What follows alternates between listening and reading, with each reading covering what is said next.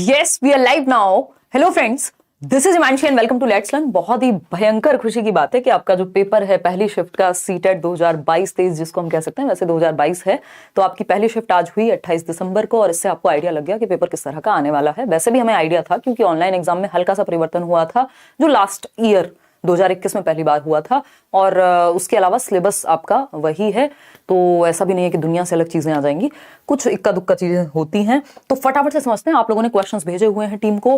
अच्छा, जिनके आगे एग्जाम्स हैं वो लोग भी क्वेश्चंस भेज देंगे। मैं लास्ट में आपको व्हाट्सएप नंबर शेयर कर दूंगी और यहाँ पे मैंने कई सारे क्वेश्चंस एज इट इज जैसे आप लोगों ने भेजे हैं, कुछ को ऑप्शंस याद रहते हैं, कुछ को नहीं रहते हैं। तो कई ऐसे भी क्वेश्चंस हैं जिनमें आपको ऑप्शंस पूरे पूरे याद थे और कई क्वेश्चंस ऐसे हैं जिनमें आपको याद नहीं थे। दो क्वेश्चंस मान लीजिए, दो ऑप्शन याद थे। तो पूरे पेपर को समझेंगे। पेपर 1 पेपर 2 का जो भी मिश्रण है, जो भी फीडबैक टीम के पास आए हैं, उससे ये बातें होने वाली हैं और आगे आपको क्या पढ़ना चाहिए और कैसे पढ़ना चाहिए, किन चीजों का ध्यान रखें, डरें नहीं डरें, इन सब पे भी बात करेंगे। डरना तो खैर वैसे भी नहीं चाहिए और थोड़ा बहुत डरें तो डर के पढ़ाई करें सिर्फ, ठीक, बैठ ना जाएं। तो सभी को गुड इवनिंग, नमस्कार, राम राम, सत श्री अकाल, अस्सलाम वालेकुम, what you feel connected with. Mails, comments और जो आपके ये एक फॉर्म भी मिल जाएगा आपको अभी जिसमें आपको फीडबैक शेयर करना है। इन सब को देख के एक अटमोस्ट सेटिस्फेक्शन होता है, मतलब that is what I work for. Otherwise चीजें शायद जितनी पहले नहीं हुई हैं उससे ज्यादा अचीव हुई हैं। लेट्स लर्न पे पूरा एक अलग नया रास्ता लीक से हट करके पूरी इस कैटेगरी के लिए बनाई गई हैं, तो वो सब तो अलग हैं चीजें। Otherwise satisfaction is the most important thing. चलिए समझते हैं फटाफट से और देखते हैं क्या क्वेश्चंस आए हैं। इन्होंने बताया कि एक तो पेपर जो है एकदम ठीक है, टू द पॉइंट आ रहा है, बहुत ज्यादा टाइम वेस्ट करने की जरूरत नहीं, काम की ही बातें पढ़नी है और उसके लिए आप मैराथन देख लीजिए। नोट्स आपको फ्री डिस्क्रिप्शन बॉक्स में हर एक सब्जेक्ट के मिल जाएंगे, वो पढ़ लीजिए, यानी पेपर 1 में तो। और बहुत ज्यादा परेशान होना नहीं है। समझते हैं कुछ चीजें नहीं है उनको कैसे देखेंगे। कौन सा सामाजिक कीट नहीं है, यानी which of the following is not a social insect. तो ये पहले भी पूछा जा चुका है प्रीवियसली भी। तो जब हम सोशल इंसेक्ट की बात करते हैं तो मेरे ख्याल में इसमें जो आपके ऑप्शंस रहे होंगे वो रहे होंगे सोशल कीट। ये पहले भी पूछा है इन्होंने, तो कौन सा नहीं है पूछ लिया इस बार।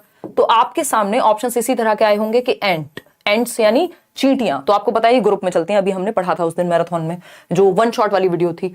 इसके अलावा अगर हम बात करते हैं वास्प, ये भी आपको नोट्स में मिल जाएगा जहां तक है, नहीं तो प्रीवियस एनसीईआरटी की जो समरी कराई हुई है उसमें मिल जाएगा अगर पढ़ा है तो। चैप्टर वाइज भी मैंने कराया हुआ है सारा 1 शॉट से पहले। तो वास्प जो ततैया बोलते हैं ना जिसको, वो भी ग्रुप में रहते हैं, है ना। हनी बीज जो है, बीज, वो भी ग्रुप में रहती हैं। टर्माइट भी ग्रुप में रहता है, यानी दीमक की अगर हम बात करें। लेकिन एक चीज है जो नहीं रहती ग्रुप में, वो है स्पाइडर। ये आपने एनसीईआरटी में देखा है, ठीक है ना। तो स्पाइडर मेरे ख्याल में यहाँ पे आंसर होगा, जितना मैं प्रेडिक्ट कर पा रही हूँ, क्योंकि सारी चीजें ऑनलाइन पेपर में ना तो याद रहती हैं और ना ही बताई जा सकती हैं। तो ये ग्रुप में ना रहने वाला, ये इंडिविजुअली रहेगा। किसी पेपर में पूछ सकता है कि ग्रुप में कौन सा रहता है, तो ये जो चींटियां हैं, वास्प है यानी जो ततैया बोलते हैं जिसको नॉर्मल भाषा में, बीज है या फिर टर्माइट भी है, दीमक भी, ये सब भी किसमें रहते हैं, ग्रुप्स में रहते हैं। तो स्पाइडर है जो ग्रुप में नहीं रहता है। चलिए आगे बढ़ते हैं। नेक्स्ट है एनिमिज्म यानी जीववाद। जीववाद बोले तो भाई क्या निर्जीव है क्या सजीव है, तो ये 2 से 7 वर्ष में होता है। ये जो गुण है प्री ऑपरेशनल स्टेज में पियाजे की, यानी पूर्व संक्रियात्मक अवस्था 2 से 7 वर्ष। बच्चा निर्जीव को भी सजीव समझता है। अगर उसको एक टेबल से चोट लग जाए तो वो समझेगा कि इस टेबल को मारो तो इसको भी दर्द होगा, जबकि टेबल को कोई दर्द नहीं हो सकता। एग्जिस्टेंशियलिज्म कहता है हालांकि, बट उसको छोड़ देते हैं, नॉर्मल आम भाषा में फिलॉसफी को छोड़ दें तो टेबल को दर्द नहीं होता, ठीक है ना। और बहुत बढ़िया, कोई नहीं, अभी उस पर भी बात करेंगे। रुचिका, डेट आपकी आ जाएगी, 1 हफ्ते पहले पता चल जाएगा। अब आपके 29 तारीख के बाद पेपर सीधा 9 जनवरी से है और 7 फरवरी तक पेपर चलेगा, उस पर भी आएंगे, अभी चर्चा करेंगे। तो आप तसल्ली से मैराथन्स देखिए, नोट्स पढ़िए मल्टीपल टाइम्स, और जो ऑनलाइन शिफ्ट वाले पेपर हैं उनको करिए अच्छे से, ठीक। देखिएगा, कंस्ट्रक्टिविज्म यानी रचनावाद। तो कंस्ट्रक्टिविस्ट कौन है इनमें से, तो पियाजे हैं और वाइगॉस्की हैं। 2 ही कंस्ट्रक्टिविस्ट हैं जिनके बारे में बात हुई है सिलेबस में। तो पियाजे हैं, वाइगॉस्की हैं। पियाजे जो है वो रेडिकल कंस्ट्रक्टिविस्ट हैं, वाइगॉस्की एक सोशल कंस्ट्रक्टिविस्ट है। रचनावाद क्या है, वही जिसपे आपका एनसीएफ बेस्ड है। एनसीएफ के 5 जो गाइडलाइंस हैं उन पे भी क्वेश्चंस हैं, ठीक। मैं आपको मैराथन्स में भी कहा था कि ये 5 गाइडलाइन जिसको अच्छे से आती हैं उसका क्वेश्चन एनसीएफ का जनरली गलत नहीं होता। कि जो है एक ऐसी आइडेंटिटी बने बच्चे की, रोट लर्निंग से हम दूर ले जाएं, बस्ते को हल्का करें, एग्जामिनेशन को फ्लेक्सिबल करें, यही गाइडलाइंस हैं। तो कंस्ट्रक्टिविज्म यानी रचनावाद, यानी मीनिंगफुल लर्निंग, यानी अर्थपूर्ण अधिगम होगा रचनावाद में। कॉन्टेक्स्ट में सीखेगा, संदर्भ में, बच्चा एक्टिव रहेगा, यही सारी बातें होती हैं। स्कीमा, पियाजे से एक क्वेश्चन था। स्कीमा हमें पता है हमारा क्या है, mental representation of the world है, यानी दिमाग में जो दुनिया की आपकी समझ है वो सब स्कीमा में भरी हुई है। एग्जिस्टिंग नॉलेज, आपका वर्तमान ज्ञान जो भी दिमाग में है, previous knowledge, existing knowledge, mental pockets होती हैं जिसमें इंफॉर्मेशन भरती है। अपडेट कैसे होता है? एसिमिलेशन एकोमोडेशन के थ्रू, है ना। और ये किसके अंदर आते हैं? अडेप्टेशन के थ्रू। मैराथन देख लीजिए अच्छे से। चॉम्स्की के अनुसार भाषा जन्मजात होती है, ये हमें पता है। चॉम्स्की हम कल ही पढ़ रहे थे हिंदी पेडागोजी में, कॉमन बात है। सिलेबस से आया है पेपर। अगर किसी ने अच्छे से सिलेबस को पढ़ा है या पढ़ाया है तो उससे बाहर नहीं देखने को मिलेंगी चीजें, ठीक। 1-8% मुश्किल से चीजें होती हैं। पियाजे की अवस्थाएं आपको पता है, SPCF यानी sensory motor, pre operational, concrete operational और फॉर्मल ऑपरेशनल। 15 साल तक पियाजे ने कहानी खत्म कर दी है। जन्म से 15 साल तक ही इनकी स्टेजेस हैं। ऑर्डर यही है। कोहलबर्ग के सिद्धांत में good boy nice girl orientation, मैंने आपके साथ ये डिस्कस किया, इससे बहुत क्वेश्चन आता है टिट फॉर टैट से और गुड बॉय गुड गर्ल से। तो ये थर्ड स्टेज है कन्वेंशनल लेवल की, यानी लेवल 2 की, पारंपरिक स्तर की पहली स्टेज, और ओवरऑल देखें तो तीसरी स्टेज है। ठीक है, कोई दिक्कत नहीं है, कोई परेशानी नहीं है। आप अपना फीडबैक दीजिएगा कमेंट्स में, जब ये सेशन खत्म हो जाए तब बताइएगा कि आपका पेपर कैसा हुआ, आपका क्या एक्सपीरियंस था, और आगे आने वाले लोगों के लिए भी आप मदद कीजिएगा, ठीक है ना। तो ये एक बेसिक सी बात हुई। नहीं, ऐसा नहीं है, देखो अभी आएंगे कि आगे क्वेश्चन टफ आएंगे, क्या रहेगा उस पर भी आएंगे। इजी टू मॉडरेट पेपर कहेंगे बिल्कुल, या हम कहें इजी भी कह सकते हैं, क्योंकि मॉडरेट भी तब कहा जाए जब बहुत ज्यादा क्वेश्चंस जो है मुश्किल आ गए हों, आउट ऑफ द सिलेबस आ गए हों, तो यही कहेंगे कि इजी टू मॉडरेट ही है, ठीक। डिफिकल्टी बहुत, मतलब मॉडरेट टू हाई तो बोल ही नहीं सकते इसको। जो फीडबैक सुन करके, पढ़ करके, आपके जो भी मेल्स, कमेंट्स ये सब आ रहे हैं, उससे बच्चों के मूल्यांकन करने का उद्देश्य क्या है, क्यों करना चाहते हैं हम मूल्यांकन, ताकि हम जान सकें कि उनको और कैसे बेहतर बनाया जाए, हमें फीडबैक मिले, हमें प्रतिपुष्टि मिले, हम उनकी यूनिकनेस को बाहर निकाल करके ला सकें। यही सारी बातें होती हैं मूल्यांकन के विषय में। नई शिक्षा नीति के अनुसार शिक्षा कैसी होनी चाहिए? होलिस्टिक होनी चाहिए भैया। बच्चा जो है, चाहे वो आकलन हो, शिक्षा हो, समग्र रूप में हो, है ना, जिससे बच्चे का चहुमुखी विकास हो सके, उसका दिल, दिमाग, कॉग्निटिव, अफेक्टिव और साइकोमोटर डेवलपमेंट शामिल हो सके। हार्वर्ड गार्डनर के अनुसार दूसरों को समझने की योग्यता, दूसरों को समझना मतलब इंटरपर्सनल, खुद को समझना मतलब इंट्रापर्सनल, ठीक है, कोई दिक्कत नहीं है। मैं जबरदस्ती रिवाइज करा रही हूं ताकि चीजें याद रहें जिनका पेपर आगे है, ठीक है। आगे बढ़े, ये सब आप जानते हैं, मेरे साथ आप रिपीट भी कर सकते हैं, क्यों घबराना नहीं है आपने इसको देख के। शिक्षा का महत्व तो आपको पता है, प्रेजेंट लाइफ के लिए जो जॉन डुई हैं वो कहते हैं एजुकेशन इज लाइफ इटसेल्फ, यानी प्रेजेंट लाइफ के लिए शिक्षा होनी चाहिए। हमारे अंदर की जो भी विशेषताएं हैं वो विकसित हों, निकल करके आए, निखर करके आए, ठीक। जो ब्रॉड डोमेन है वो ये कहता है, नैरो डोमेन क्या कहता है? नौकरी मिल जाए भाई। गाइडेंस एंड काउंसलिंग के उद्देश्य, अब ये डायरेक्ट नहीं है, ये हो सकता है किसी ने इसको अपनी भाषा में लिख दिया हो, जिस भी लर्नर ने पेपर दिया हो, तो क्योंकि ये आपके उसमें भी नहीं है, सिलेबस में भी नहीं है, डायरेक्ट गाइडेंस एंड काउंसलिंग नहीं पूछेगा, लेकिन हाँ इसका मतलब जो है वो आपका कहीं ना कहीं डायग्नोस्टिक टेस्ट से या रेमेडियल टीचिंग से होगा। तो उसका उद्देश्य यही होता है कि जहां बच्चे को समस्या है उसको सॉल्व करके उसके पोटेंशियल के अकॉर्डिंग आगे बढ़ाया जाए, सिंपल बात। NEP 2020 पहली शिक्षा किस पर आधारित है? पहली शिक्षा किस पर आधारित है? समझी नहीं। तो अगर हम बात कर रहे हैं, ये मतलब इनके पूछने में कुछ गड़बड़ हो सकती है, तो हम ये कहेंगे NEP 2020, एक व्यक्ति ने कहा कि जो आपका NCF 2022 है उससे भी क्वेश्चन आया, जबकि ऐसा मेरे ख्याल में नहीं हुआ, क्योंकि ये किसी एक लर्नर ने कहा है, शायद उनका ध्यान नहीं गया होगा। जबकि ये सारी बातें कई लोगों ने कही है कि NCF 2005 के जो प्रिंसिपल्स हैं, यानी सिद्धांत हैं, वो जो 5 प्रिंसिपल्स हैं, और मैंने ये सारे कराए हुए हैं यूट्यूब पे, आप टॉपिक वाइज भी सर्च करते जाएंगे तो मिलती जाएंगी, नहीं तो मैराथन में भी मेनली सारी चीजें डिस्कस हुई हैं। NEP 2020 की जब हम बात कर रहे हैं तो ये NEP 2020 पे भी वीडियो बनाया हुआ है, ठीक है ना। जो फाउंडेशनल स्टेज है सारी 5+3+3+4, ये 534 इसकी ट्रिक बताई थी कि जो नया एजुकेशन सिस्टम है, और पूछा था कि 1986 में क्या था वो जो आपकी पुरानी पॉलिसी थी, तो उसका सिस्टम था 10+2+3। हालांकि इनको पूछना नहीं चाहिए बट पूछ सकते हैं भाई, है ना। तो ये एक बात हुई। मूल्यांकन अगेन वही बात, फीडबैक के लिए होगा, कॉन्टिन्यूअस होना चाहिए, कॉम्प्रिहेंसिव होना चाहिए, चहुमुखी हो, सतत चले, ऑब्जर्वेशन करे। वाइगॉस्की की जब हम बात करें तो किस तरह के शिक्षण पर बल देते हैं? Cooperative learning, collaborative learning, peer learning, group learning, यानी समाज और संस्कृति साथ। जब भी ग्रुप की बात होगी, सोसाइटी की बात होगी, किसकी बात आ जाएगी? Society, culture, language, Vygotsky. तो ये भी बच्चों को सक्रिय रखेंगे, बट समाज के अनुसार, मतलब समाज के अनुसार नहीं, समाज में, यानी ग्रुप में एक्टिव। RTE एक्ट 2009, इस पे चर्चा हमने की हुई है अलग से भी एक सेशन, अभी मैराथन में भी 4 मैराथन CDP की ली थी, क्योंकि थोड़ा सा कॉन्सेप्चुअल इन्होंने इस बार ज्यादा किया है ऑफलाइन पेपर से, तो वो आप देख सकते हैं। RTE के बारे में सारी बातें बताई हुई हैं। क्या क्वेश्चन आया ये हमें नहीं पता, बट आपको पता है कि भैया 40 घंटे जो है वो हफ्ते में काम करना होता है। ये फ्री एंड कंपलसरी एजुकेशन की बात करता है 6 से 14 वर्ष के बच्चों के लिए। 6 से 18 वर्ष के बच्चे कहाँ आएंगे? RPWD एक्ट में आएंगे, ठीक। ग्रोथ एंड डेवलपमेंट प्रिंसिपल्स, तो वो आपको पता है कि सेफेलोकॉडल है, प्रॉक्सिमोडिस्टल है, हेड टू टो किसी में पूछा हुआ था, तो हेड टू टो आपको याद रखना है कि सिरोध पदोन्मुखी, सेफेलोकॉडल, सेंटर टू पेरिफेरी आपका होता है क्या, प्रॉक्सिमो डिस्टल, और इस तरह के डेवलपमेंट क्या है, स्पाइरल है, कॉन्टिन्यूअस है ना, ये सारे आपके प्रिंसिपल्स हैं, सिद्धांत है, ये सब मैराथन में कराए हुए हैं। इवन नोट्स भी पढ़ेंगे तो उसमें भी दिए हुए हैं। जेंडर, आपको पता है जेंडर पे एक क्वेश्चन आना ही है। स्टीरियोटाइपिंग, अगर लड़कियां जो है उनको क्रिकेट खेलने से मना किया जा रहा है, यानी स्टीरियोटाइप कर रहे हैं आप, बायसनेस कर रहे हैं आप। स्टीरियोटाइपिंग तो पक्का पक्का है ही, बायसनेस में बेसिकली स्टीरियोटाइपिंग में बायसनेस इंक्लूड होती है।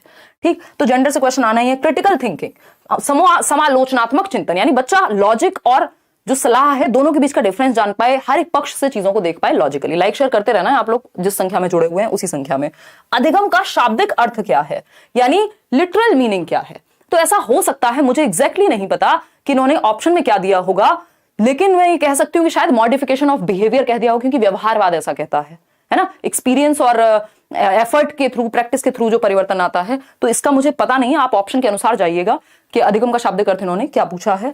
समग्र शिक्षा, अगेन वही होलिस्टिक लर्निंग होनी चाहिए, ऐसी सी बात होनी चाहिए यहाँ पे। ठीक, तो बेसिकली जो आपका सिलेबस है उसी पे इन्होंने स्टिक किया, बस थोड़ा घुमा फिरा के पूछा है। अभी मैं लर्नर्स के आपको डायरेक्ट फीडबैक दिखाऊंगी, इन्होंने जो लिखा है कि ऐसे ऐसे ये वो, मैंने आगे सारी चीजें जैसे आपने भेजी हैं उस तरह से ही ली है, रॉ फीडबैक है एकदम। एक Jim Corbett national park, basically match the following था। अभी मैं आगे किसी ने क्वेश्चन शेयर किया हुआ है, किसी दूसरे लर्नर ने, उन्होंने रणथंबोर से जोड़ा है, फिर जिम कॉर्बेट को जोड़ा है, और भी एक और आपका नेशनल पार्क है, उन सबको दिखाया है। एनईपी 2020 से 3 क्वेश्चन है, एनसीएफ से 2 क्वेश्चन है, इंक्लूसिव एजुकेशन से 2 क्वेश्चन है। इंक्लूसिव एजुकेशन से 5 क्वेश्चन आए होंगे, क्योंकि सिलेबस बिल्कुल डिफाइंड है, बस आप पहचान नहीं पाए होंगे। इंक्लूसिव एजुकेशन समावेशी शिक्षा इनडायरेक्टली पूछ लेता है ना, उसमें हमें लगता है इसमें तो इंक्लूसिव एजुकेशन वर्ड नहीं लिखा, तो 5 नंबर की आती है इंक्लूसिव एजुकेशन। एनसीएफ से 2 आ गए, ठीक है। एनईपी से तो इस बार इन्होंने क्वेश्चन पूछे हैं, पिछली बार भी पूछे थे ऑनलाइन में, तो ये तो आप अलग से भी वीडियो बनाई हुई है, नोट्स में भी दिया हुआ है, उतना भी पढ़ जाओगे, बहुत है। अब जैसे ये क्वेश्चन थोड़ा सा डिफरेंट लगा, इन्होंने एनसीएफ में क्या पूछा है, जैसे कि कितने, वो एक क्वेश्चन आता था पहले कि कितने परसेंट क्वेश्चंस मॉडरेट होने चाहिए, कितने इजी होने चाहिए, कितने आपके, तो मॉडरेट का लेवल आई थिंक उसमें 40% रहता था। तो अगर हम बात करें यहाँ पे, इन्होंने एक क्वेश्चन पूछा, ये क्वेश्चन मैं समझ नहीं पाई हूँ कि एग्जैक्टली क्या पूछना चाह रहे थे। मैम एक क्वेश्चन था कि if a primary student gate 90 level of mathematics, यानी मुश्किल क्वेश्चन बनाया हुआ है, तो मैथ्स बहुत इजी है पेपर 1 में, ये कई लोगों ने कहा है। ईवीएस का 20 क्वेश्चन पेडागोजी से आ रहा है, 10 क्वेश्चन सॉल्व करने एनसीईआरटी वाले, ऐसा इनके सेट में हुआ है। मतलब एनसीईआरटी के खूब क्वेश्चंस आए। बिक्स का फुल फॉर्म अभी हमने परसों ही किया है, और मैंने आपको बताया था कि हिंदी और इंग्लिश की pedagogy as it is copy paste होकर आ जाती है। पिछली बार ऑनलाइन एग्जाम में पहली बार ऐसा हुआ, और इस बार भी ये चीज रिपीट हो रही है। तो इंग्लिश वाला सेशन भी देख लीजिए, क्योंकि कुछ चीजें बिक्स है, कैल्प है, वो हम इंग्लिश पेडागोजी में ही पढ़ते हैं। Basic interpersonal communicative language, sorry communicative skills, जो डेली डे टू डे बोलचाल की भाषा में जिन स्किल्स को हम यूज करते हैं उनको बिक्स कहते हैं। कैल्प क्या है, जब हम पेपर लिख रहे हैं, कॉग्निटिव लेवल की जब बातें हैं, कॉग्निटिव एकेडमिक लेवल की जब हम बातें कर रहे हैं। 29 जनवरी को पेपर है, लास्ट ईयर की शिफ्ट के पेपर लेंदी थे और टफ थे, इस पर भी चर्चा करेंगे गुरमीत। अंत में मैं आपके सवाल लूंगी, पहले मेरी बात पूरी हो जाने दीजिए। थियरी से एक भी क्वेश्चन नहीं था, सिर्फ लेव वाइगोस्की से एक क्वेश्चन था। अब ये शायद, अब ये नहीं पता क्योंकि ये किस सेक्शन की बात कर रही हैं। अगर ये बात कर रही हैं किसकी, लैंग्वेज की, तो वहां तो थियरी से क्वेश्चन नहीं मिलेगा। अदरवाइज तो थियरी से क्वेश्चन इन्होंने ऊपर दे दिए हैं बाकी बच्चों ने, क्योंकि कई लर्नर्स क्या होते हैं कि वो भूल जाते हैं, मतलब उनको उतना ध्यान नहीं रहा, या उनके सेट में मान लो एक क्वेश्चन कम आ गया, ऐसे भी तो हो सकता है ना, तो इसका हमें नहीं पता। लेकिन हाँ, प्याजे वाइगोस्की से जो क्वेश्चंस आए हुए हैं ऊपर बताए हुए हैं किसी लर्नर ने, तो हम ये भी नहीं कहेंगे, क्योंकि ऐसा पॉसिबल नहीं है ना, सिलेबस का पूरा सब कुछ कवर करके रखता है। असर्शन और स्टेटमेंट वाले क्वेश्चन इस बार मैंने अभी तक नहीं सुने हैं, बट आ तो सकते हैं, और मुझे लगता है आए ही होंगे, किसी को याद नहीं रहा होगा या तो बताना, या सोच लिया होगा कि ये तो नॉर्मल बात है। अब एक क्वेश्चन है आपके सामने, in the group of elephant, यानी एलिफेंट्स के, हाथियों के ग्रुप में, there are only female and baby elephants. इस पे हमने वर्बली ही चर्चा की थी अभी ईवीएस इन 1 शॉट में, कि जैसे ही 14-15 साल की उम्र पार करते हैं बच्चे, तो वो जो एलिफेंट्स का हर्ड होता है, ग्रुप होता है, उसको छोड़ के चले जाते हैं, और जो मेल एलिफेंट्स होते हैं बेसिकली, और 14-15 साल तक बेबी एलिफेंट्स रहते हैं। तो फीमेल, जो ओल्डेस्ट फीमेल है, वो हर्ड की क्या होती है, लीडर होती है एलिफेंट्स में, और ये 100 किलोग्राम तक पत्तियां वो सब खा जाते हैं। 2 से 4 घंटे मुश्किल से सोते हैं। इसके अलावा कीचड़ इनके शरीर को ठंडा रखती है। यही सब बातें थी। फीमेल एलिफेंट्स होती हैं और बेबी एलिफेंट्स होते हैं एक हर्ड में।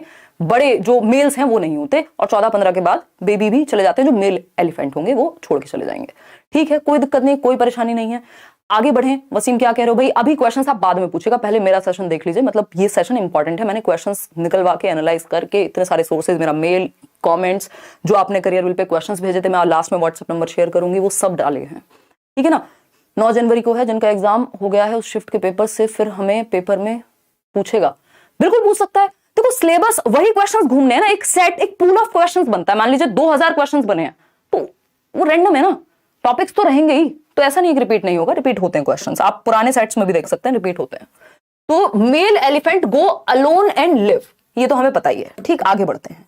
हम लोग कितनी संख्या में जुड़े हुए हैं अभी? इतनी रात को सेशन है 10 बजे, 33,000 लोग। तो लाइक शेयर भी उतने ही लोग कर दीजिए अगर सेशन आपको पसंद आए, हेल्प करेगा पक्का पक्का, यही इंटेंशन है, अदरवाइज और कोई इंटेंशन यहां है नहीं। देखिएगा, तो हम देख रहे हैं कौन सा एक सही नहीं है हनी बीज के बारे में। हनी बीज नोट्स खोल के देखिएगा, मिल जाएंगी, प्रीवियस सेशंस देखेंगे तो मिल जाएंगी, है ना।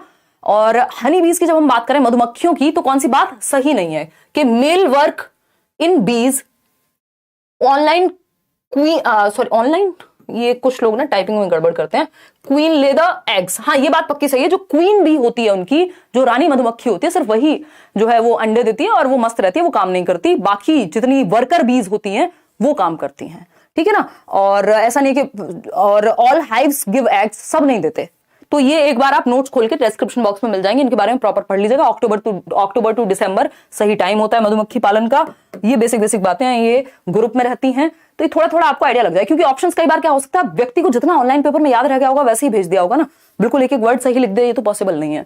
फिर आता है, हमें रेफरेंस के लिए देखना है उसको, what statement is not help tiger in the night to prey, यानी रात में शिकार करने में टाइगर को क्या एक चीज हेल्प नहीं करती। तो अगर वो दहाड़ने लग जाएगा तो कहां से हेल्प मिलेगी उसको? कॉमन सेंस है, कुछ ऑप्शंस आपको एलिमिनेट करने आने चाहिए। ये मैं जब भी प्रैक्टिस भी कराएगी आपको, अभी हम आगे भी कुछ क्वेश्चंस की प्रैक्टिस करेंगे, और केवीएस वाले भी परेशान ना हो, उनके लिए भी चीजें हैं। मैं इवन केवीएस और बाकी क्लासेस में बिजी थी शाम से, नहीं तो ये सेशन और थोड़ा पहले हो जाता। शार्प लिसनिंग की अगर हम बात करें, हाँ शार्पली सुन सकता है। लीफ और जो अगर कोई चल रहा है तो उसके बीच में पत्तियों की गड़गड़ाहट और उन सब में ये पता लगा लेता है। टाइगर पे पूरी कहानी हमने ईवीएस इन वन शॉट, अभी वीडियो परसों ही सेशन हुआ है, उस पे की थी, ठीक है ना। तो रोर अगर वो दहाड़ेगा तो कहां से प्रे मिल पाएगा? भाग जाएगा जो शिकारी, जो भी उसका शिकार है वो, तो दहाड़ से कोई मदद नहीं मिलेगी। अब जैसे ये आया था मैच द फॉलोइंग, और आप लोगों का बहुत बहुत धन्यवाद जिन लोगों ने क्वेश्चंस भेजे हैं, बहुत बड़ी बात है। गिर कहां है, रणथंबोर कहां है? तो रणथंबोर तो हमें नाम से नहीं पता लग रहा कि ये राजस्थान में होगा, कॉमन सेंस, ठीक। जिम कॉर्बेट हम पढ़ चुके हैं कि ये उत्तराखंड में है, डायरेक्टली भी हमने, मतलब जब शॉर्ट में किया है तब भी हमने ये पढ़ा है, ठीक। अगर हम बात कर रहे हैं गिर की, काजीरंगा, कोई दिक्कत नहीं होनी चाहिए, तो इनको एक बार जरूर रिवाइज कर जाएंगे इन टॉपिक्स को। इसके अलावा अब देखो, इसमें इतना मुश्किल आया, किसी में डायरेक्ट पूछ लेगा जिम कॉर्बेट कहां है, बस इतना ही अंतर होता है, और कितना, टॉपिक्स थोड़ी इधर उधर चले जाएंगे। Read the statement. अब देखिए स्टेटमेंट क्या है।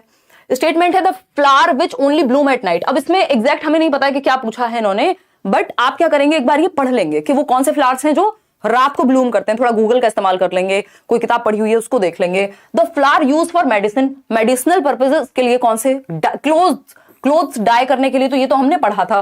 वो कौन सा है आपका, जो गेंदा है और मैरीगोल्ड बोलते हैं ना, और एक और आपका वो था flower, the flower blooms full year, वो कौन से हैं? तो इन चारों क्वेश्चंस के आंसर थोड़ा तो हम भी होमवर्क कर सकते हैं ना। तो ये आप, इसको मैं ये पीडीएफ भी शेयर कर दूंगी टेलीग्राम पे, इनको पढ़ के जरूर जाइएगा, क्योंकि यही घुमा फिरा के आते हैं।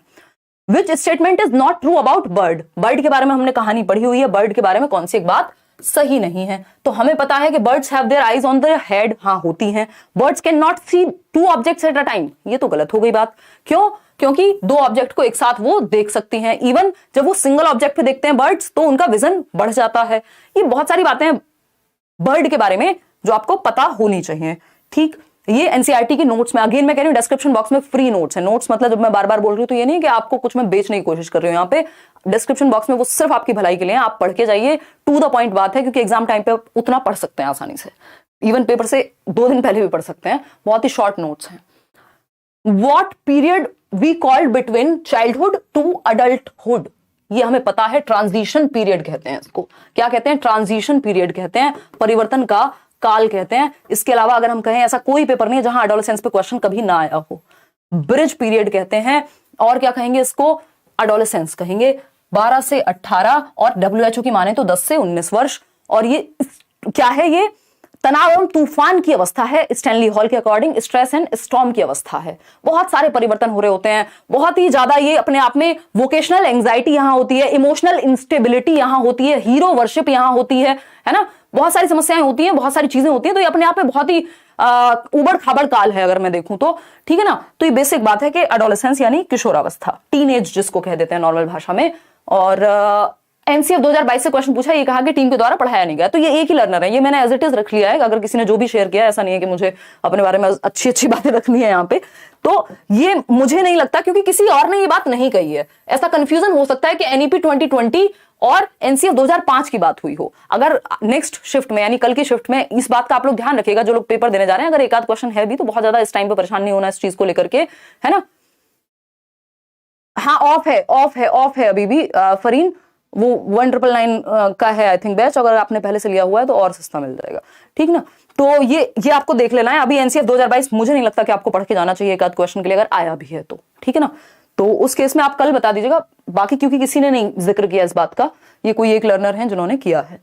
Which of the following group of fruits, अब कौन सा एक, ये पहले भी क्वेश्चन पूछे जा चुके हैं इस तरह के कि फ्रूट्स का ग्रुप या वेजिटेबल्स का ग्रुप। तो ये मुझे लगता है कि इनमें से तो कोई एक ग्रुप नहीं बन रहा जो सिर्फ फ्रूट्स का हो, क्योंकि देखो हमें पता है टोमेटो फ्रूट होता है, बनाना फ्रूट है, बट जिंजर फ्रूट नहीं है।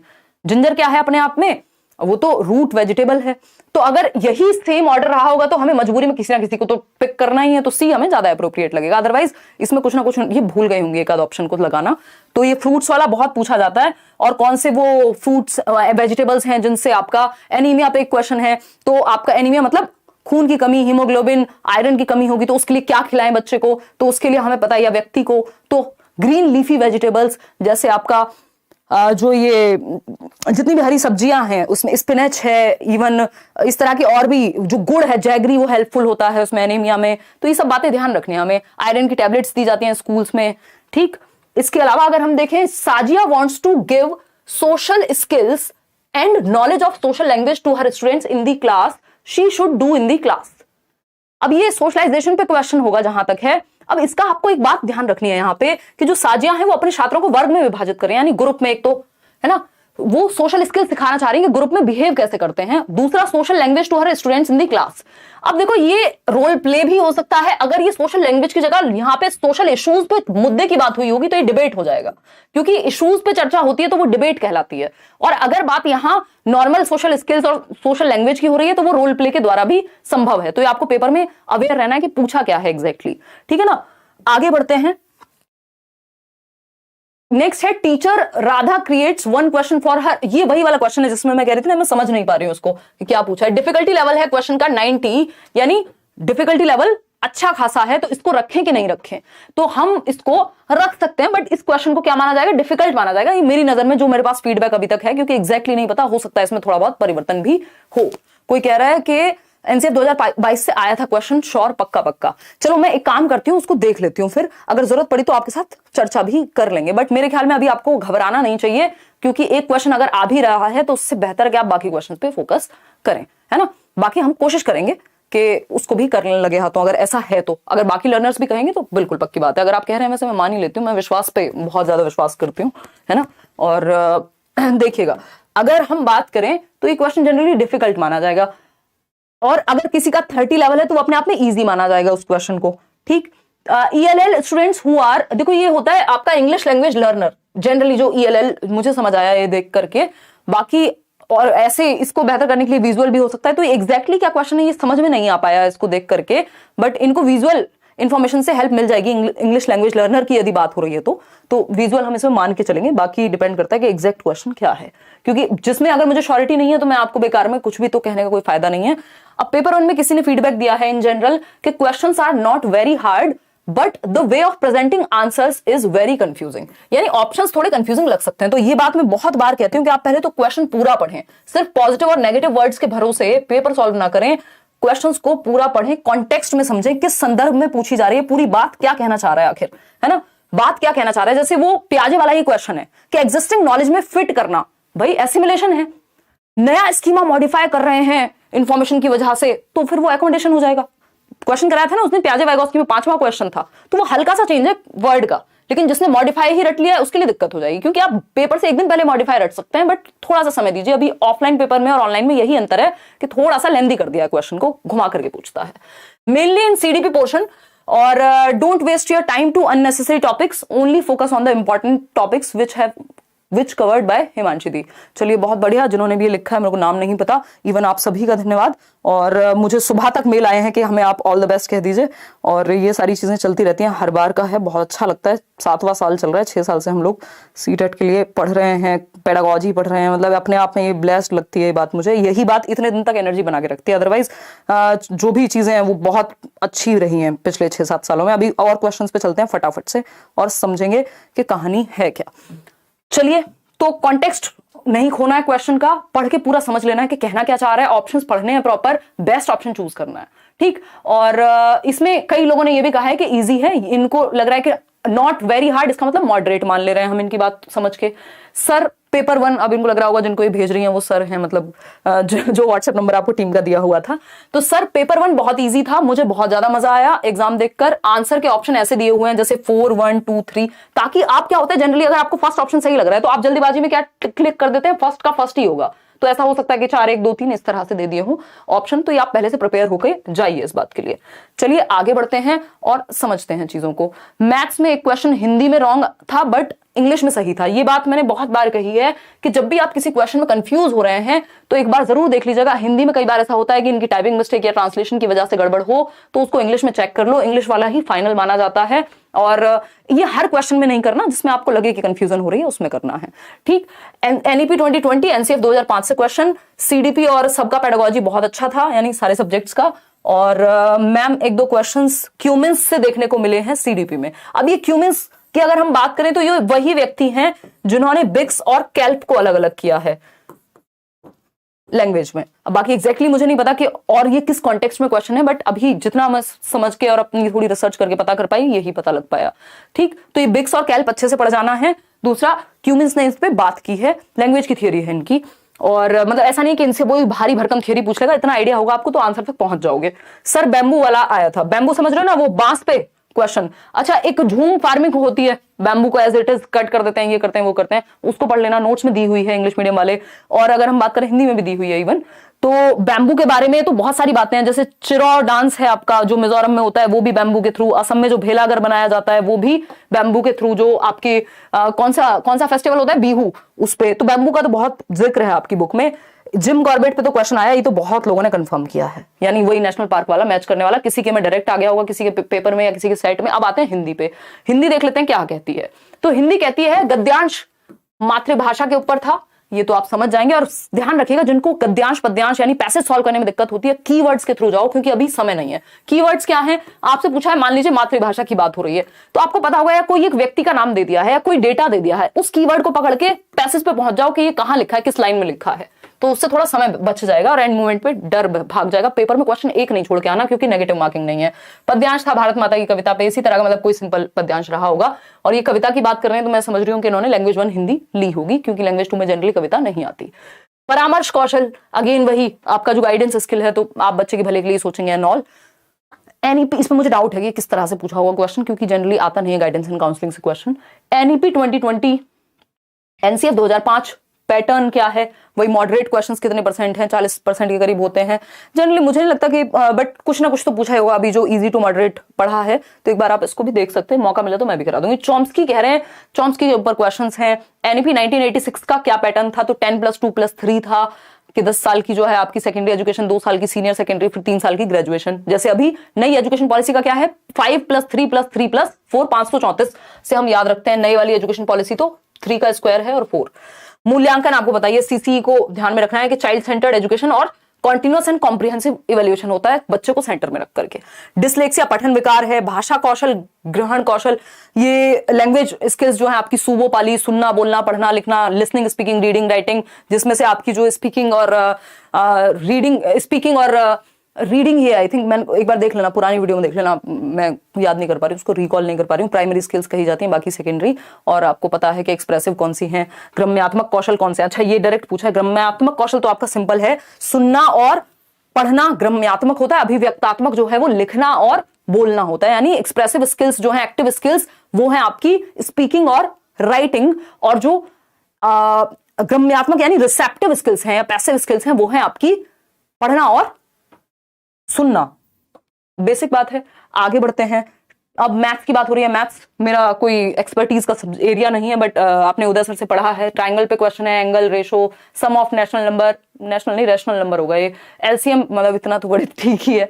एलसीएम पे 3 क्वेश्चन है, प्लेस वैल्यू पे 6050 का कुछ वो होगा, भिन्न के जोड़ हैं वो समझते ना, ठीक। और एनसीएफ 2005, अगेन वही ऑब्जेक्टिव्स एंड ऑल, ये नोट्स दिए हुए हैं, पढ़ लेना एक बार। आकलन असेसमेंट कैसे होना चाहिए, पाठ्यक्रम का हिस्सा कौन सा नहीं है, हर बार पूछा जाता है। मैंने एक क्वेश्चन भी दिया हुआ है आपको जिसमें वो है ना कि टेसिलेशन है, सिमेट्री है और पैटर्न है, बट रेशो नहीं होता। तो जनरली यही क्वेश्चन घुमा फिरा के कोई एक ऑप्शन ऐसा दे देगा जिसमें रेशो या कुछ और बात कर दी होगी प्रोपोर्शन जैसी, तो वो नहीं होता। सीरीज पे क्वेश्चन था, सिंप्लीफिकेशन वैन हील थियरी पे आता ही है, ये भी नोट्स में गिवन है। और maths in one shot video में ले लूंगी, 30 को हम मैथ्स इन वन शॉट का सेशन रख लेंगे, और एक बीच में इन बिटवीन मुझे टाइम मिलेगा तो सीडीपी इन वन शॉट। वैसे सीडीपी का इतना करा चुकी हूँ यार, फिर भी, और कुछ क्वेश्चन की प्रैक्टिस हम अभी भी करेंगे क्योंकि पेपर में आपके पास समय है, ठीक है ना।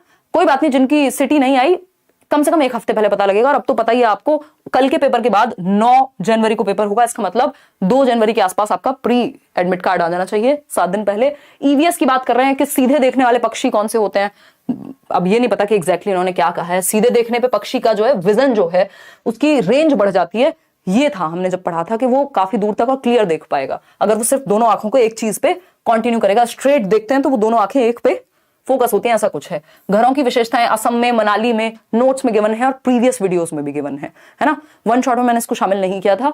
तो घरों की विशेषताएं असम में, मनाली में, तो आपको पता है कि असम में क्या होगा, पानी से, जमीन से कुछ फीट ऊपर बनते हैं घर, क्यों, क्योंकि बारिश बहुत होती है। और मनाली की अगर हम बात कर रहे हैं तो वहां कॉन्क्रीट से, इससे उससे, ये सारी चीजें एक बार पढ़ लीजिएगा उसको। दिव्यांजलि कह रही हैं 200 रुपए का सुपर चैट करके, hello ma'am, today was my paper, CDP and other subjects pedagogy went well but not very good in Hindi grammar and maths basics were minor mistakes. आपको क्या लगता है निकल जाएगा? निकल जाएगा दिव्यांजलि, अगर आपने, लेकिन पेपर पूरा अटेम्प्ट करना है, चाहे मुश्किल हो किसी भी सेक्शन में, है ना, कोई दिक्कत नहीं है। और आपका किसमें दिक्कत कहां हुई आपको? ग्रामर में। ग्रामर के कितने? 3 क्वेश्चन मैक्सिमम, तो उसको लेके क्यों परेशान हो? पैसेज में ही आए होंगे ना, और वो भी कोई दिक्कत नहीं है। देखिएगा, ईवीएस थीम्स एंड सब थीम्स, ये कल ही चर्चा की थी हमने, मतलब जब भी ईवीएस का सेशन कल ही हुआ है ना, शायद परसों हुआ था। तो 6 थीम्स हैं, आपको पता ही है, family and friends, food, water, shelter, travel, things we make and do, यही है। फिर उसमें सब थीम किसकी है? फैमिली एंड फ्रेंड्स की है और फूड की है सब थीम्स। फैमिली एंड फ्रेंड्स की 5 सब थीम है और फूड की 4 सब थीम है, इसके अलावा किसी की सब थीम नहीं है, ठीक। सौर मंडल सबसे छोटा ग्रह, भाई ये देख जाना एक बार, ग्रह वाला जो चक्कर है, ये वो वाली ग्रह नहीं, एनसीएफ 2005, एनईपी, ये क्या लिखना चाह रहे थे, एनसीएफ 2022, भाई इन्होंने भी लिखा है, इसका मतलब हो सकता है, इस पे देख लेंगे एक बार। रेगिस्तानी ओक, डेजर्ट ओक, इस पे हमने बात की है सीडीपी इन वन शॉट में भी। कौन सा जानवर हमसे 6 गुना अधिक दूर तक देख सकता है, इस पे बात कर रहे थे ना आप, 6x, टाइगर याद कीजिए, है ना, 6x। तो बस थोड़ा बहुत घुमा के सेट में क्वेश्चन पूछेगा, क्योंकि दुनिया से अलग क्वेश्चन तो ये बना ही नहीं सकते, इतने सारे सेट्स हैं, सबके लिए अलग क्वेश्चन बनाएंगे तो टॉपिक्स ही नहीं है इतने, तो है ना, इसलिए एनालिसिस देखना इंपॉर्टेंट है। हाथी और स्लॉथ के बारे में पूछा था, तो हाथी का आपको सारा बता दिया, अभी बात की। स्लॉथ वही व्यक्ति है, मतलब जीव है, भालू के जैसा दिखता है, looks like a bear but it's not, 17 hours सोता है, 40 साल की जिंदगी होती है, 8 पेड़ों पे रहता है, यानी 5 साल ऑन एन एवरेज, जिस पेड़ पे रहता है उसी की टहनियों को खाता है, उल्टा लटक के सोता है, एंड ऑल। यातायात ट्रेन से, इस पे आता है एक टाइम का, इसका उसका, यहां से चले वहां को पहुंचे, ये सब भी होगा। कौन सा पक्षी अपनी गर्दन को घुमा लेता है? तो घुमा लेता है, तो ये उल्लू के बारे में बात हुई होगी। आउल के बारे में अगर झटके से विदा जर्क लिखा हो तो मैना होगी, ठीक है ना। ये इस पे क्वेश्चन, उल्लू और मैना तो इनके फेवरेट हैं, हर बार पूछ लेते हैं अब तो ये, ठीक है। डीओ भी गलत हो चुका है, अब कुछ कर सकते हैं, अब तो आप सीबीएसई जाइए और वहीं देखिए कि क्या हो सकता है, बहुत मुश्किल है कुछ होना। चलिए आगे बढ़ते हैं, आगे तो क्या ही बढ़े, ज्यादा आगे बढ़ गए अब हम। तो आज के इतने ही क्वेश्चन हम ले पाए हैं, मेल्स वगैरह बहुत सारे हैं, बट यही हैं जो जरूरी हैं। ये सेशन आपको पसंद आया हो, ये आपको पेपर में फॉर श्योर हेल्प करेगा, मुझे विश्वास है। ये आप ही के साथियों ने मदद की है, आपको भी जब पेपर देके आए, आप कल जिनका एग्जाम है वो मैं आपको नंबर शेयर कर रही हूँ, वहां पे आप व्हाट्सएप कर दीजिएगा। नीचे डिस्क्रिप्शन बॉक्स में गूगल फॉर्म भी है जिसमें आप क्वेश्चंस बता सकते हैं, और या फिर कमेंट्स में आके बता दीजिएगा, मेल कर दीजिएगा himanshi.edu10@gmail.com। क्या पढ़े इस पे अभी आएंगे, पहले मैं एक बार नंबर शेयर कर देती हूँ। और अगेन अगर हम बात करते हैं, एक तो आपको गूगल फॉर्म है, आप लोग उसको जरूर फिल करिएगा ताकि आने वाले लोगों को भी मदद मिले, क्योंकि इसमें किसी का कंपटीशन नहीं है, ये कोई मेरिट तो जानी नहीं है कि आपने अगर बता दिया किसी को आके कि क्या आया था तो आपके नंबर से कोई कम हो जाएंगे या कुछ, उससे फर्क नहीं पड़ना, क्योंकि आपको तो सिर्फ 90 नंबर चाहिए। अब इस टाइम पे टेंशन नहीं लेनी, मतलब नंबर आप बहुत अच्छे लाएंगे, बहुत अच्छे लाते हैं लर्नर्स, बट इसका मतलब ये नहीं है कि हम हवा में ही रहेंगे। 1 मिनट रुकना, मैं आपके साथ ये शेयर कर रही हूँ, और जो नंबर है आपका ये रहा, 11775205 ये टीम का नंबर है करियर विल पे। और आप इनको जो भी क्वेश्चंस आपको मेमोरी बेस्ड याद रह जाएं, जैसा भी पेपर आया हो, जैसा आपको लगा हो एनसीएफ 2022 अगर कल भी देखने को मिलता है, कोशिश कीजिएगा जैसे आपके दोस्तों ने भेजा है ये वैसे ही आप भी भेज पाएं। इतने सारे क्वेश्चंस अगर आप नहीं भेजते तो मदद नहीं मिलती। पिछले साल भी मैंने इसी तरह से प्रॉपर कराई थी चीजें कि आपको वो क्वेश्चंस देखने को मिले, आपके दिल को तसल्ली हो कि किस तरह से आ रही हैं चीजें, है ना। और तसल्ली जो है वो आपको काम भी देगी। डरना है नहीं, पेपर में सिलेबस से बाहर नहीं है, एक दो क्वेश्चन हमेशा। अच्छा एक और चीज है, मान लीजिए कोई सेक्शन आपको मुश्किल लग रहा है, हो सकता है दूसरा सेक्शन ईजी मिले, तो एक तो क्वेश्चन नहीं छोड़ना, दूसरा टाइम अपना मैनेज करके चलना है पेपर में। ये सबसे बड़ी बात है, कॉन्टेक्स्ट में पढ़ के जाना है ना, संदर्भ में आंसर करना है, बच्चे को एक्टिव रखना है। ये बेसिक बातें जो हमें पता है, ठीक है। इतनी बात। कोई और दिक्कत परेशानी दर्द समस्या हो तो बता दीजिए। जिनका पेपर थोड़ा दूर है, 9 जनवरी को है, तो आप ये ईवीएस इन वन शॉट मैंने कराया है, सर्च कर लीजिए, है ना, प्लेलिस्ट में मैराथन की। पुराने वीडियोस तो बहुत सारे और बहुत बड़े बड़े हैं। ईवीएस इन वन शॉट कराया है। इंग्लिश पेडागोजी जरूर देख के जाइएगा क्योंकि हिंदी इंग्लिश की पेडागोजी सेम आ रही है एकदम, तो उसमें भी थोड़ा सा आपको हेल्प मिल जाएगी। कुछ टर्म्स इंग्लिश में, जैसे स्टीफन क्रेशन पूछ लिया, तो ये इंग्लिश में पढ़े जाते हैं अगर प्रॉपर देखा जाए। बिक्स जो है इंग्लिश में पढ़ाया जाता है। तो English pedagogy in one shot आप बहुत प्यार से समझाया हुआ है, आप देख लीजिएगा, अभी 2-4 दिन पहले ही कराया है। और हिंदी इन वन शॉट कल ही किया है हमने। इसके अलावा अगर हम बात करें सीडीपी के, तो 4 मैराथन लिए हैं, तो वो चारों मैराथन को अगर मिला दें तो कुछ बहुत सारे लोग, 50 लाख के आसपास लोग देख चुके हैं, तो वो आप देख सकते हैं। इसके अलावा मैथ्स नोट्स मैंने सारे दे दिए हैं। नोट्स आपका टाइम बचा देंगे। मान लीजिए आपका कल भी पेपर है, तो आज रात को आपने चारों 5 सब्जेक्ट के नोट्स अगर निकाल के देख लिया और बेसिक बेसिक चीजें आप पढ़ते चले गए, बड़े नोट्स नहीं है, बहुत छोटे छोटे, बिल्कुल टू द पॉइंट बात की है। क्योंकि कितना भी बड़े नोट्स अगर वो आपको दे दिए जाते हैं, तब भी पूरे पूरे क्वेश्चन संभावना नहीं होती है, एक दो क्वेश्चन फिर भी इधर उधर चले जाते हैं। तो ये एक बात है, सीडीपी तो आपकी पूरी फंस जाएगी मेरे ख्याल में। इसके अलावा मैथ्स के आपको नोट्स और मैराथन, प्रीवियस मैराथन्स भी है मैथ्स पेडागोजी, अगर वो देखना चाहें। नहीं तो pedagogy, maths pedagogy in one shot में परसों लूंगी, जो आगे आने वाला पेपर है। और कुछ क्वेश्चंस भी हम प्रैक्टिस करेंगे, ऑनलाइन पेपर के ही क्वेश्चन प्रैक्टिस करिएगा क्योंकि उसी पैटर्न को ये लोग फॉलो कर रहे हैं। थैंक यू सो मच, मुझे बहुत अच्छा लगा। मेरी जो मेहनत है वो जब थोड़ी सी साकार होती है और आप लोग उस मेहनत में और चीजें जोड़ देते हैं, तो आप नोट्स पढ़ लीजिए और ये मैराथन्स देख लीजिए। नोट्स तो पढ़ ही लीजिए, उससे मेरा कोई पर्सनल बेनिफिट नहीं होगा, बट आप दुआएं देंगे, आपके बच्चे भी दुआएं देंगे कल को, ठीक है ना। तो सालों साल पुराने लर्नर्स आते हैं और बताते हैं कि ये हुआ था, कोई कहीं सिलेक्टेड है, कोई राजस्थान में, कोई कहीं, पता भी नहीं है। इंटरनेट पे आप कितना, मेरे साथ इतने लर्नर्स जुड़े हुए हैं लाखों की संख्या में, किस किस को ट्रैक करोगे और क्यों, तो वो आपके दिल में रहेगा। ठीक, चलिए इस बात को ध्यान में रखते हैं। अब आगे बढ़ जाते हैं, आगे कुछ नहीं है बढ़ने को, सो जाएंगे। Good night, bye bye, tata, thank you so much. बहुत ही अच्छा लगा आप लोगों से डिस्कस करके।